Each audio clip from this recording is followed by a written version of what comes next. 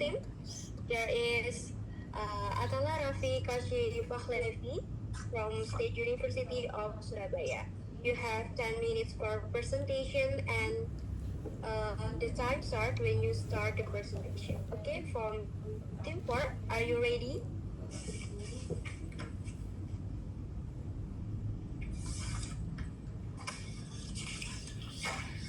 Okay.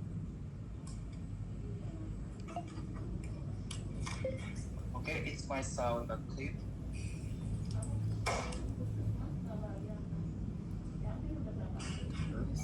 Okay, I will start my presentation in 5, 4, 3, 2, 1. Assalamualaikum warahmatullahi wabarakatuh. Good morning everyone, honorable judges and all participants. Today, in the final round, International Scientific Writing Competition 2025, our team from Political Science State University of Surabaya wants a presentation that we have with the title The Role of Digital Economy in Combating Corruption and Promoting Good Governance, a comparative study of Indonesia and China.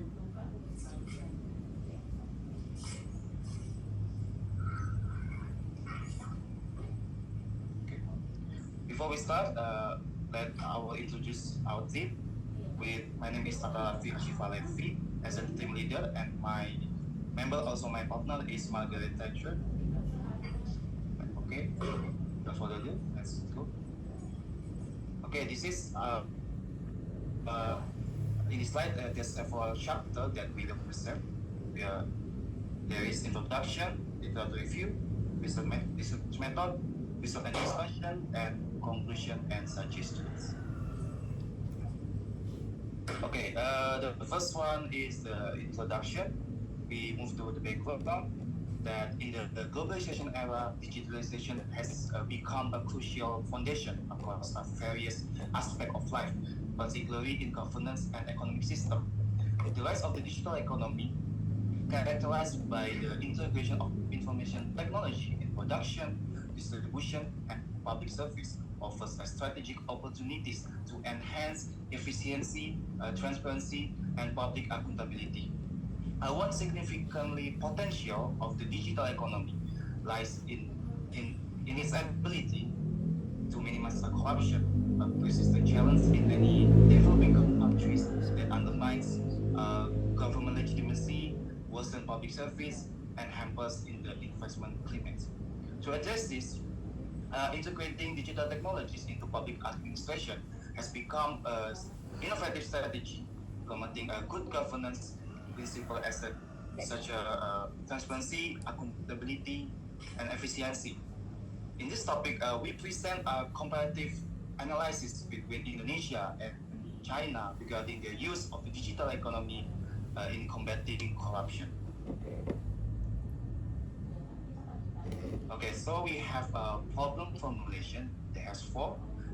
One is, how is the digital economy implemented in Indonesia and China in a context of governance? 2, how does the digital economy influence efforts to eradicate corruption in Indonesia and China?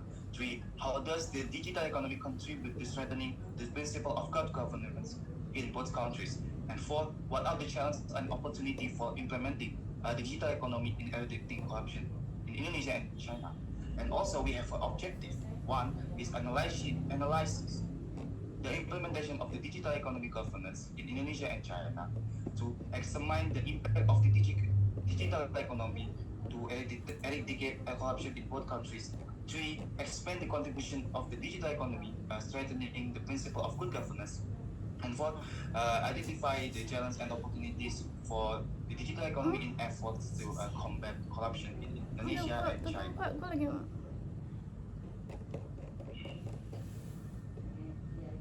Okay, next we have literature review.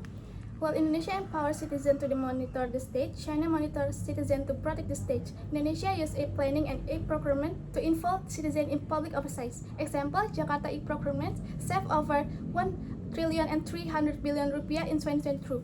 China shared as Project Connect over 600 million CCTV using AI to monitor behavior, including potential corruption. Corruption is still a major problem in both countries.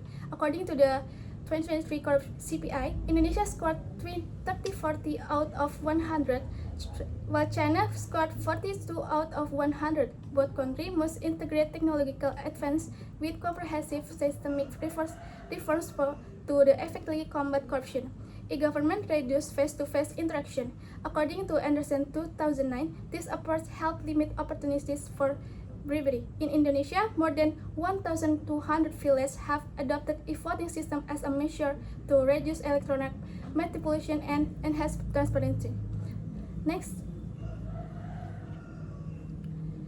Okay. Next. Okay. We have research method. In this study, we use a descriptive qualitative research method, which is suitable for exploring complex socio-political phenomena in depth. The approach we took is a literate review, meaning that instead of collecting new field data, we analyze and synthesize information from various existing search.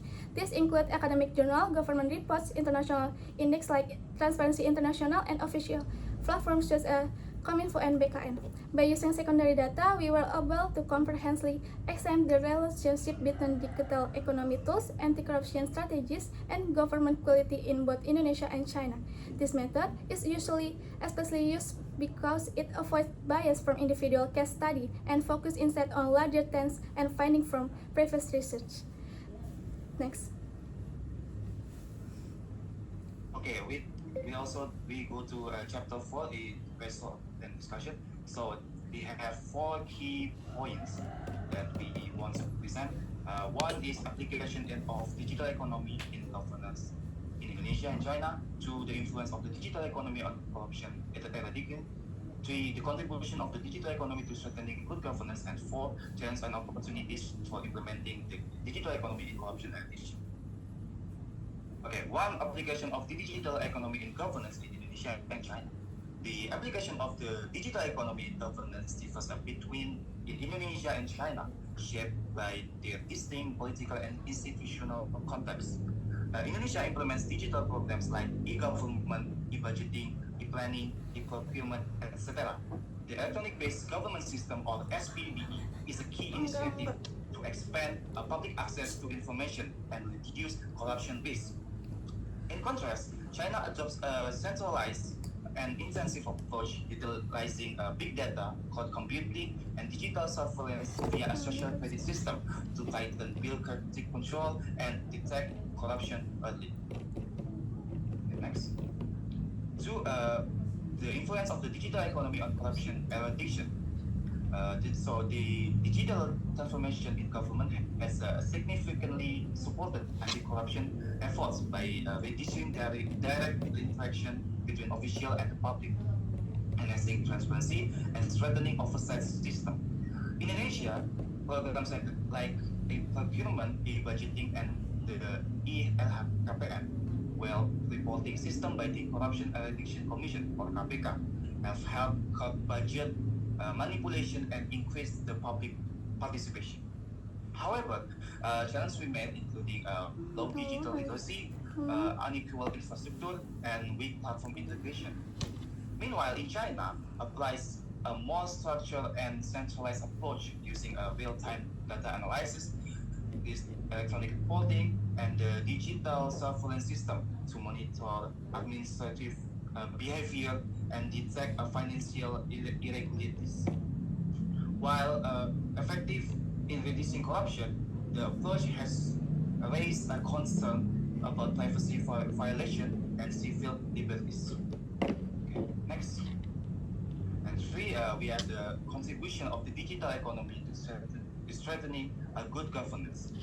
When applied effectively, the digital economy strengthens good governance by promoting transparency, accountability, efficiency, and public participation. In Indonesia, this is achieved through platforms like Lapor, EPPID, and Regional Financial Oversight website, which enhance public access to information, encourage citizen oversight, and reduce opportunities for illegal fees by limiting direct contact in public service. In contrast, China implements good governance principle with centralized top-down approach using digital technology to enhance ability control and efficiency. While this method has improved corruption control and administrative effectiveness, it prioritizes vertical state control and leaves a limited space for public participation and horizontal accountability. Next. Okay, challenge and opportunity for implementing digital economy in corruption eradication. So we have first in Indonesia, low digital literacy among the public and civil servants. A lack of understanding of the use of digital system has the potential to reduce the effectiveness of public and internal bureaucratic oversight. And B, fragmentation of digital system between ministry or agency and local governments. This poses a significant barrier to data integration and administrative process efficiency. This lack of integration create gaps in the digital audit system. Sorry, your time has run out for presentation. Okay. We next to Q&A session, and will be delivered by Miss Anissa Ridotto. For Miss Anissa Ridotto, time is yours. All right, thank you. So I think this is really interesting presentation since you bring a case study, a comparative study between Indonesia and China, and I believe this is really complex actually to investigate since you have to find out more information not only in Indonesia but also in China as an alternative country, right?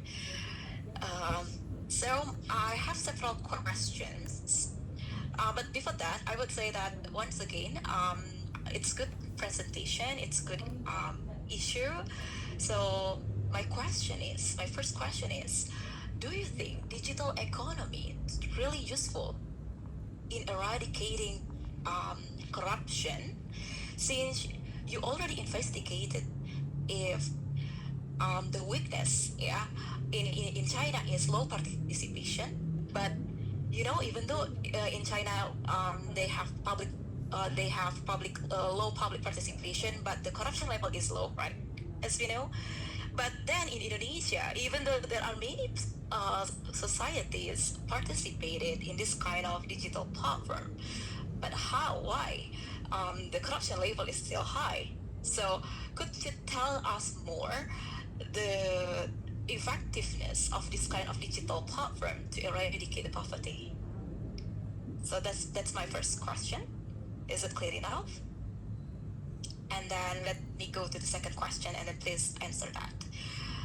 Could you give us guys a real case study as an evidence of the effectiveness itself? So it's like a follow-up question. Please give us a case study between Indonesia and China, so you can truly strengthen your argument on this. Okay? All right. So please answer that.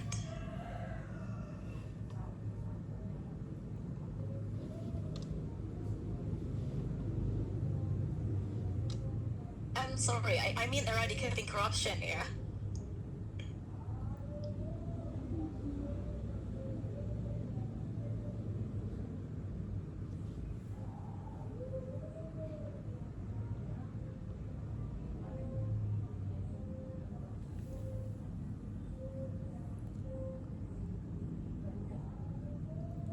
Okay, I wanna answer the question.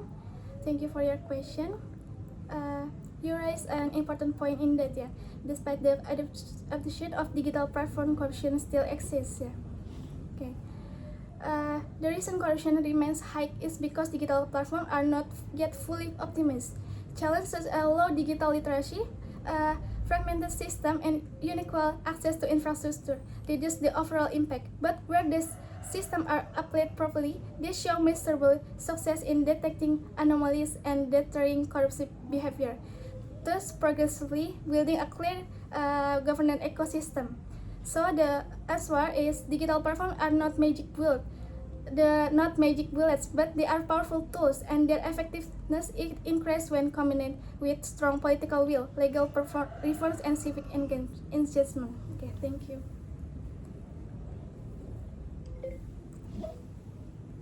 So, please give more clarification about the effectiveness of this platform between Indonesia and China. So could you tell us more like the effectiveness of this platform in Indonesia and also in China? What's the difference? Okay, maybe I can answer. But in China, the government has successfully reduced corruption by integrating a highly centralized digital surveillance system. So even though public participation is slow and civil liberties are limited, the state's firm control over digital infrastructure allows for rapid detection and punishment of corrupt behavior. But in Indonesia, has some very small participatory government platforms like we say that Lapor or EPPID and or maybe ELKPPN giving citizen space to be involved in reporting and monitoring. But yet, we see corruption level remain higher because Indonesia faces challenges such as weak law enforcement, fragmented digital system, low digital literacy, and uneven technology infrastructure. Even with active public participation, if the system integrity, responsiveness, and coordination is weak, digitalization alone won't be enough to suppress corruption. Okay, thank you for the answers. I'm satisfied enough. So please go to answers the second question.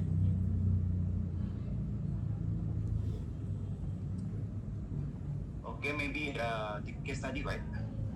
Okay, so we see in China there has a social credit system that nationwide digital surveillance and scoring system that monitors the behavior of citizens, business, and official. This system integrates data from financial record, legal compliance, and administrative behavior to access trust worthless. It has been effective in deterring corruption-related behavior among the government official by imposing swift penalties such as restriction on promotion or public exposure, like that. But in Indonesia, there has been e-procurement system that digital platform use public procurement at national and regional levels. By publishing tenders and procurement data online, it reduces face-to-face negotiation opportunities, thereby limiting bribery and collusion among official and vendors, like that. Alright, accepted. Thank you for the answers, and back to the moderator. Thank you.